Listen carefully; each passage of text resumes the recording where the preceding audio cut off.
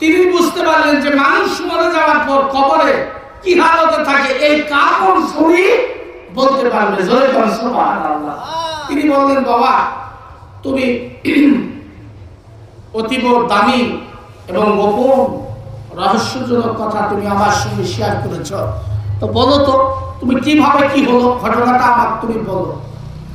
কাপড় ছেড়ে দেখে আমাদের হুজুর জীবনে এক নয় দু নয় অগণিত মানুষের কবরে আমি নেমেছি, কিন্তু কবর থেকে লাশগুলোকে কাপড়গুলো চুরি করে নিয়ে আমি জামা তৈরি করে আমি বাজারে বিক্রয় করি।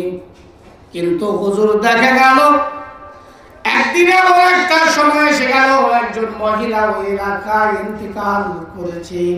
আমি তার লাশকে তার জানাজায় গিয়ে আমি এবার শরীক হলাম।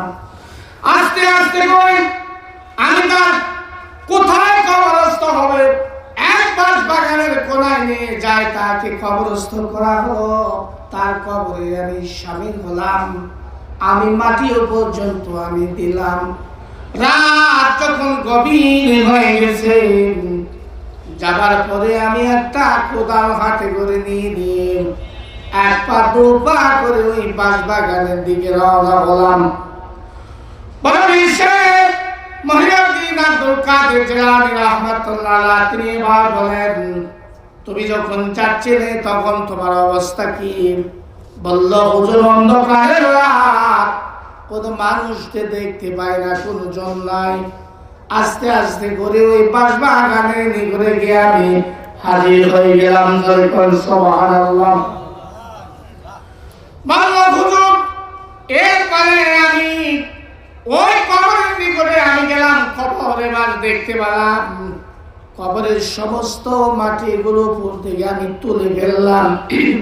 এরপরে এক পা দু পা করে কবরের মাঝে যে খাড়ালগুলো ছিল, বাঁশের চাকাগুলো ছিল, সবগুলো আমি তুললাম।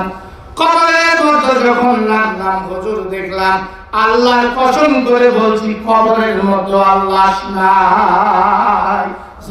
সুবহানাল্লাহ। কি নাই? কবরের মধ্যে আর লাশ নাই। আমি মনে মনে ভাবলাম, নিশ্চয় মনে হয় আমার ভুল হয়েছে। কবর থেকে তাড়াতাড়ি করে আমি এবার উঠলাম। ওঠার পর আস্তে করে আমি এবার চতুর্দিকে আমি এবার লক্ষ্য করলাম। কিন্তু হুজুর যত মানুষের কবরে আমি যেতাম চিহ্নি দিয়ে আসতাম, এখানেও আমি চিহ্নি দিয়েছি।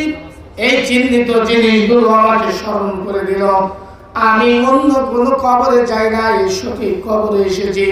কিন্তু প্রশ্ন হলো, হুজুর কবর থেকে লাশ আর দেখা যায় না, কোথায় গেল? আমি অনেকক্ষণ পর্যন্ত চিন্তা করলাম। চিন্তা ভাবনা করার পর আবার